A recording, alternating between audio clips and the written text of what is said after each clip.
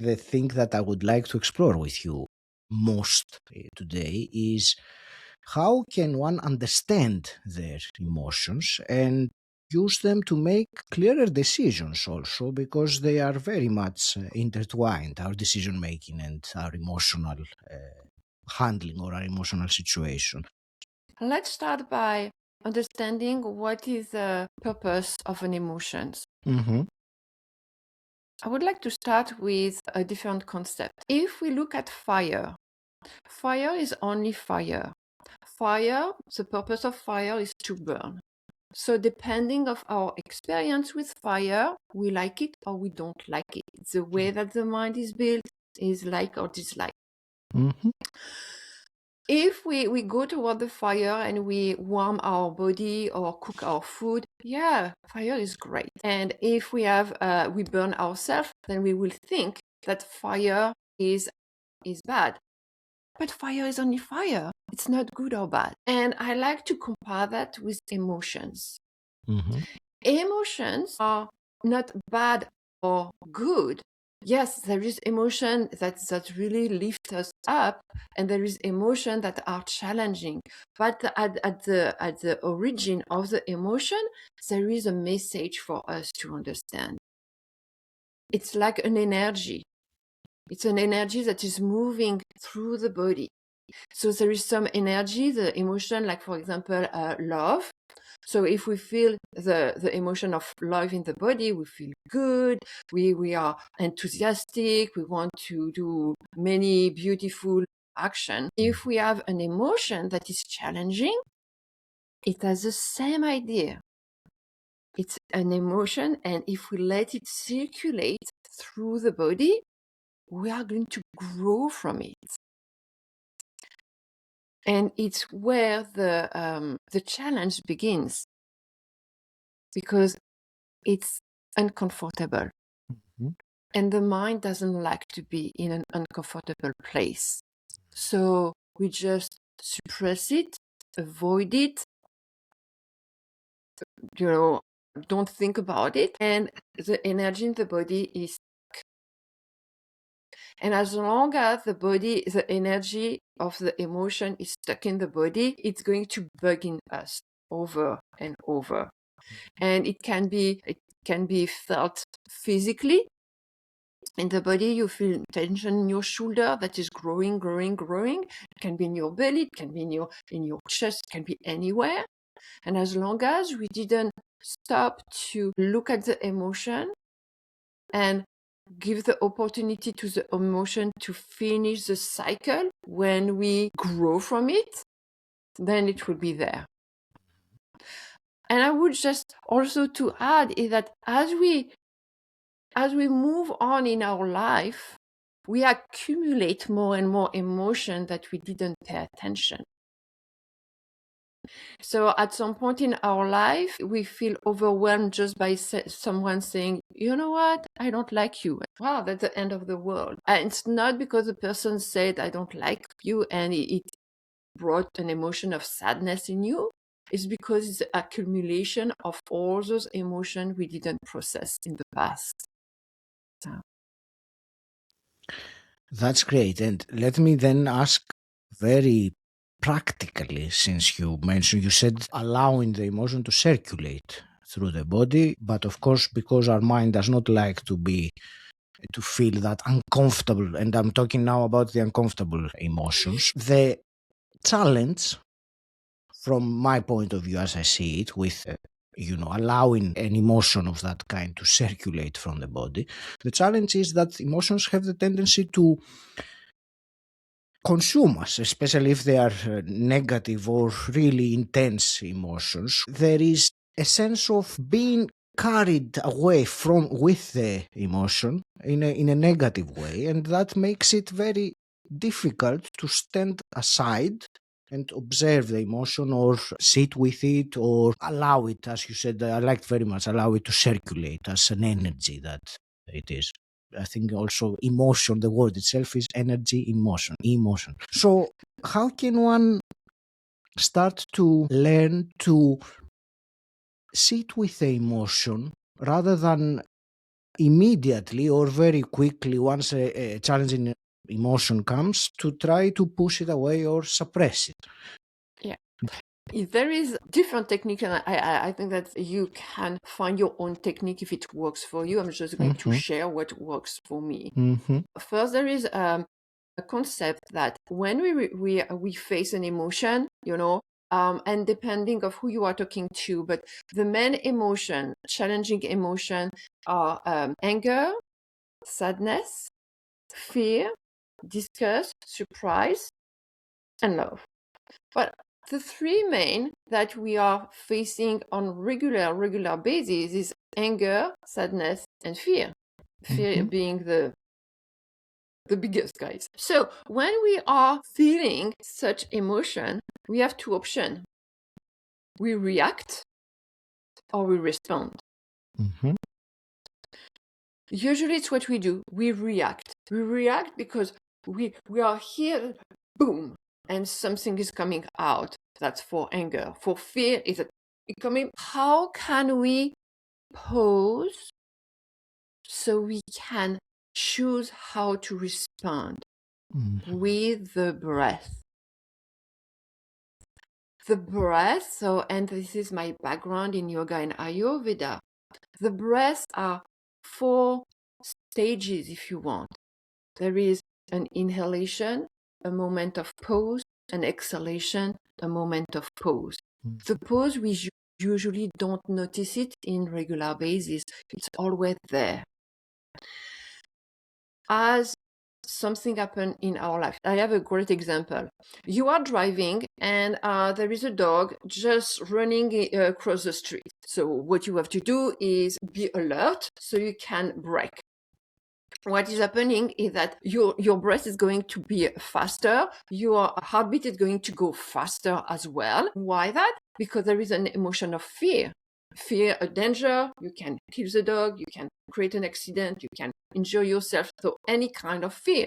So anyway, fear at this moment is the impulse that is going to give you the ability to brake. So you brake, the dog go away. And you realize, oh wow, I was afraid. Name it. Name the emotion.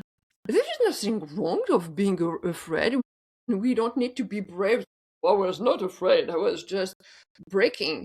No, name it. And at this moment, right there, then you, the breath. I inhale. I exhale. I inhale. I exhale. You do that 1 time, 3 times, 10 times. It doesn't matter. But you right away finish the process of the emotion. The fear that allowed you to break help you to keep you safe. Now finish the cycle. Okay, I was afraid, so name it, then push it away with your breath. And as you push it away, you come back to your steady self. And you will tell me it's very easy to understand with such a short time of fear. This is the same process with a stronger emotion. Well, there is no strong, not an emotion is not stronger than the other one, but something that is more personal, like grieving. If you grieve someone, there's a lot of emotion coming up. As you grieve the loss of someone, you can be angry, you can be sad, you can be fearful, you can have all that, and in between you have even all those feeling of shame and regret and injustice and all that coming up. So it's add up, and we don't know where to start. So the same thing is that we have this emotion that is stuck somewhere in the body, and we don't know what to do with it. So first, breathe. Breathe, because when you breathe, you have to clarify your mind. And instead of reacting, you have to be responding. The example with the car and the dog is pretty straightforward, but through the breath, we can also be aware of the raising emotion. So I'm just going to share an example. When I was understanding, on my process to understand better emotions, my children, they were young, and I had a 4 years old at this time. And I was really, for a couple of days or weeks, I was just questioning myself, how comes that I am angry most of the time, and I don't want to be angry with my children. It's not them to carry my burden. And I was observing myself. I was observing myself as much as I could. That was my only focus during the day, was when do I notice that I am angry? Not trying to not be angry, observing when I was getting angry. And I realized that when I was starting to be angry, I was sweating, and my heart was starting to beat very fast. And I said, oh, well, I'm starting to be angry. Well, I was reacting still at that time, but I was not judging myself. I was observing myself. And so one day, my 4 years old was thirsty. I gave him a glass, and he slipped in his hand and he broke on the floor. And my first impulse was, I was not breathing. I hold my breath. And then at this moment when nothing is happening, is Sophie, you have a choice. You react and you scream at your child, or you choose another path. At that moment, I was not ready just to be super easy or cool. So I said to my son, you know what, Henry, go in your room for 5 minutes and come back. And so he went in this room. 5 minutes later, he came back. So for the 5 minutes I was alone in my kitchen, I was breathing. Inhale through the nose, exhale through the nose. Yes, you are angry because you have to clean the house and you don't need this extra. I went through my story that was bringing me this anger. And at the end, I realized that it was not in purpose that my son broke the glass.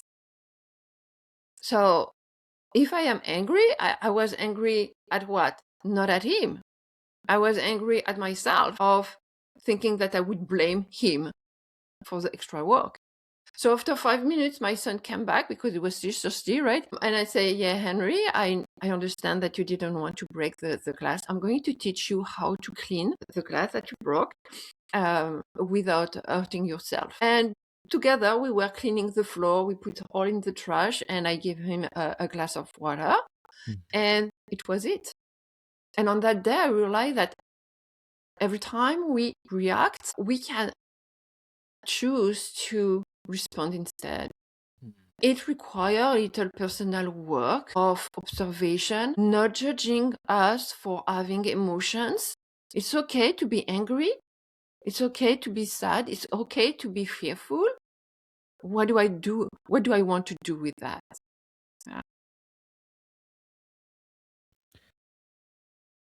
This is a great answer, and I took lots of things from it. So, as one thing that you said about responding rather than reacting to the emotion, and also you mentioned the techniques, the practical technique of observing and on the breath, using the breath as a tool to.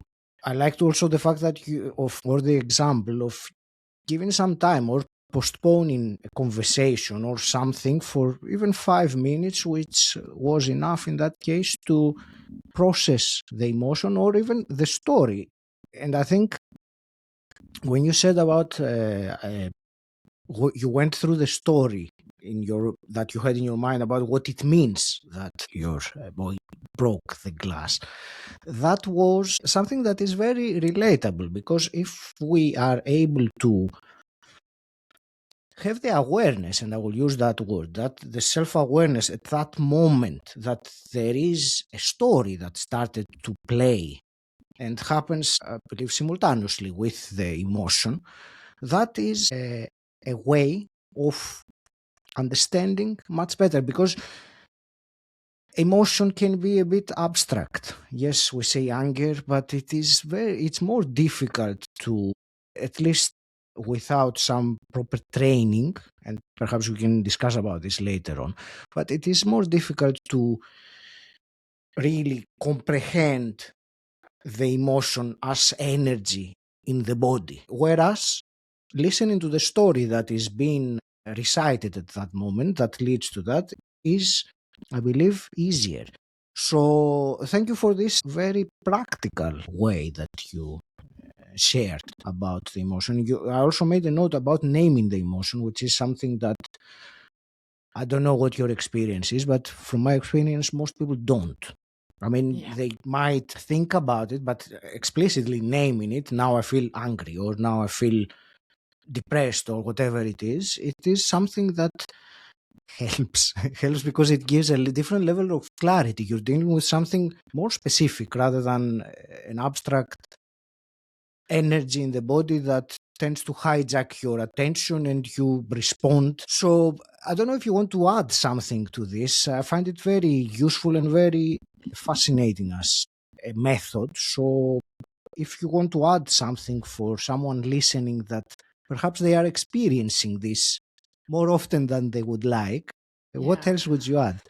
The mind has a tendency always to create stories, and it's with questioning and being curious of what we are feeling at the moment then we can receive answers.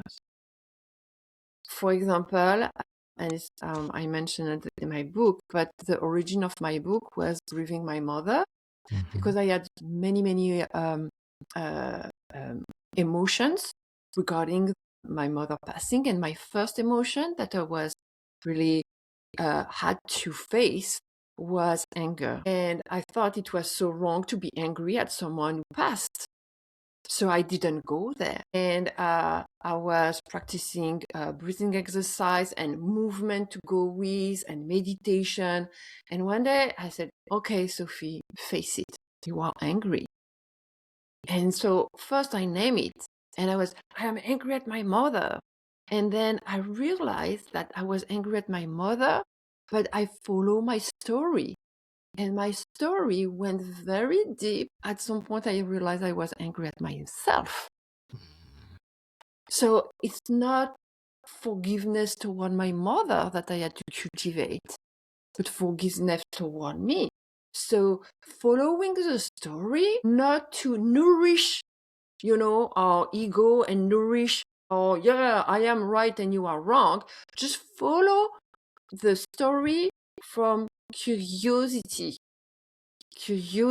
and inquiry. Is my story true? Is it really true? How does it make me feel?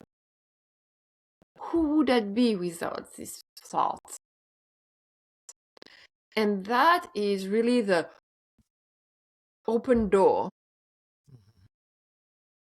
to understand that the emotion, they have something to share with us. When I started to follow my emotion regarding the passing of my mother, I explored anger, sadness, fear. Fear was the big one. And so I came out lighter, happier, with more purpose, with more determination, with more confidence. So this process, we don't want to go there because it's uncomfortable, but it's very valuable for our well-being. Yeah.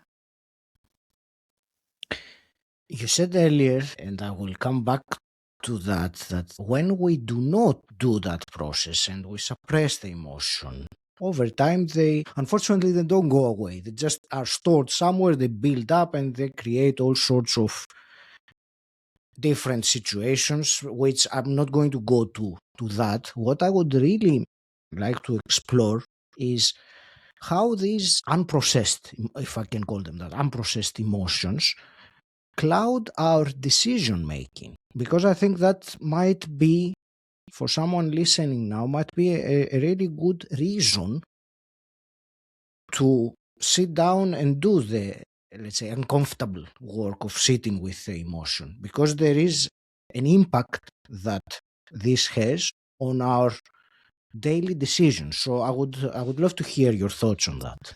If that's we come back to the story with the fire. If your experience as being not a good experience with fire, you will never be attracted to fire. So you are going to remove fire of your life experience. So that's the same thing with emotion. When they accumulate and they are not processed, then our choices, they are not made from a place of curiosity and discovery of something new, but they are going to always to be based from our past experience.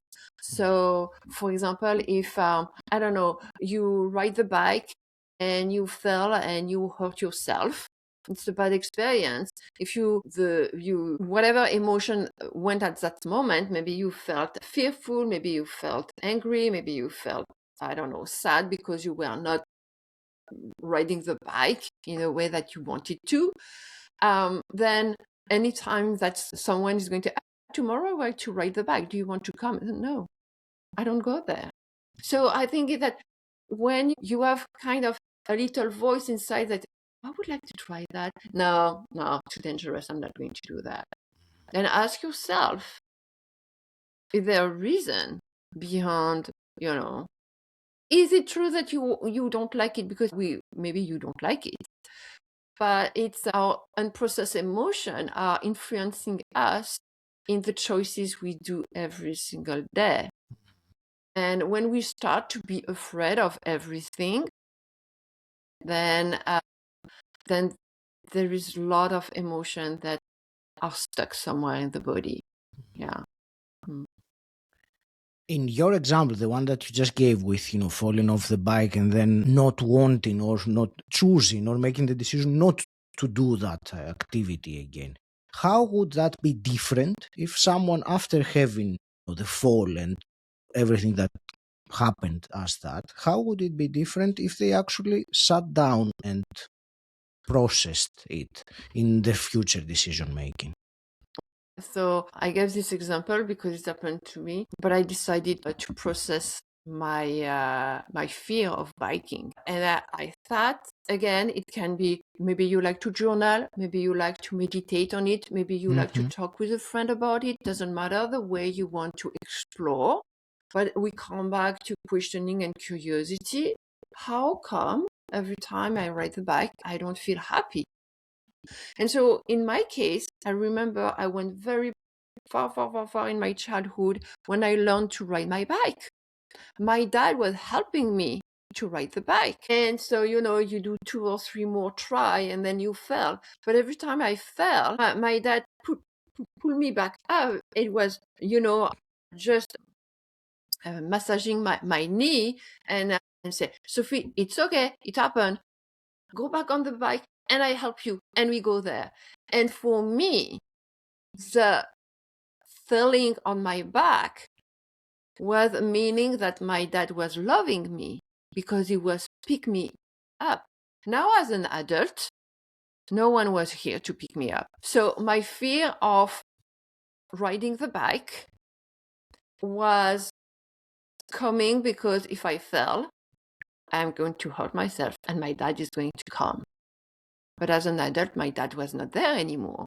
So when I went to my entire story that had built the fear, that had built the expectation and the deception that my dad was not going to pick me up, when I move all that, I will tell you, now I ride my bike, I don't fall anymore.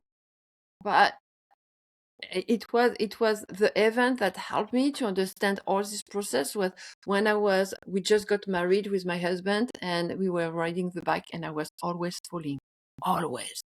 And he said, Sophie, there is no reason for you to fall from the bike. And I said, well, and I was making excuses and I was telling him that I didn't like to ride the bike and it was making me uncomfortable. So I was living with, an old emotion that I didn't finish to process. And it's how it appears in our life. And I like to ride the bike. I ride my bike every week. So it's really something, why would I have, not practice something that I am enjoying now just because of an emotion that I didn't process earlier? And there is nothing wrong in not processing emotion in our childhood or, like 10 years ago. We do the best we can at the moment we know. At that moment when I decided that I wanted to ride the bike with my husband every week, and I wanted to do something about it. Yeah. So if you feel in your life that you would like to go in a direction, but somehow you don't go there, ask yourself what is beneath. That's a great example and a great explanation also, and I appreciate the way that you described it. Sophie, for someone listening that would like to incorporate more of this into their life, I know you mentioned some techniques, but what I would like also for you to add to that is some kind of a practice, perhaps, daily or whatever frequency you think it is relevant to that. So some kind of practice that one can do, perhaps before the emotion arises, so that when that time comes, we are better prepared to follow through and do the breathing, do the naming the emotion and all of those things that you mentioned. Yeah. Well, I have two techniques that I could share. The first one Mhm. is having moment of mindfulness during the day. So I'm just going to share something that everybody can do. Everyone brush the teeth every day. So Hopefully. hopefully, yes. When you brush your teeth, instead of thinking of what you have to do the next day, of what you have to do later today, brush your teeth with awareness of what's going on. Feel the brush against the teeth. Be aware of the taste of the past that is on your tooth of brushing the teeth. The purpose of this exercise is that you come back in the present moment. When you are in the present moment, you feel, oh wow, I am tense in my shoulder. Do I need to be tense now? I can relax my shoulder. And you keep brushing your teeth. And if you do that, well, the purpose of this mindfulness exercise is that it will help you on daily basis not, make mental note. I'm starting to be angry. I am afraid. Or so it gives you the tool to develop this awareness of your own feeling on the spot. Yeah. It's through mindfulness in the present moment that we can really create change. As long as we are not aware of what's going on, I was angry and I did react. I didn't want to do that. Well, it's kind of a prevention of the emotion is to develop more mindfulness in our life. Another thing you could also try is that at the end of the day, if you like to journal, you just note, so today, how did I feel? I feel neutral when I was taking my breakfast. I was feeling very happy when I met my friend. I was feeling stress at work. Define stress. What is stress? Oh, I was angry at this coworker and I was afraid of my boss. And then maybe for at the beginning you just note them, but maybe one day you think, how come I am afraid of my boss? And then you explore the emotion. You explore the emotion. Thank you. And what I really like about the technique you said about being mindful while brushing your teeth, the fact that I like the most is that it is something that does not require any of your extra time. You don't need to stack something else on top of what you are already doing in your busy day. You are doing that anyway. I said again, hopefully, but taking the time. No, not taking the time, actually using that time to be present rather than letting your mind drift in whatever direction. That's a very useful and so I appreciate very much that the practicality of this and the fact that it does not take more time or adding more things. No, yeah. Where, as we start to wrap up this fascinating conversation, I wanted to ask also where could someone listening to this or watching this find out more about you and your work, your book? I have a website. It's called ayurveda.com. But you can also find me on LinkedIn, Instagram, Facebook with my full name, Sophie Malahieude. And you can find my book. You just type Beyond Emotions on Amazon and with my name, Sophie Malahieude, and you will find my book. I want to thank you very much for this conversation on this such important topic that I wish, and also, my aim with this conversation and conversations like this is to bring more light into emotions and how can one treat them, let's say, differently than what the default or what the majority of people treat the emotions with. So I want to wish you all the very best with your book and with your mission of continuing this empowering, I will also say transformative work that you do. And I will leave it to you for your parting words or any final message to the listener. So my parting word would be emotions are messages for us to understand and grow. So let them be. Thank you. Thank you.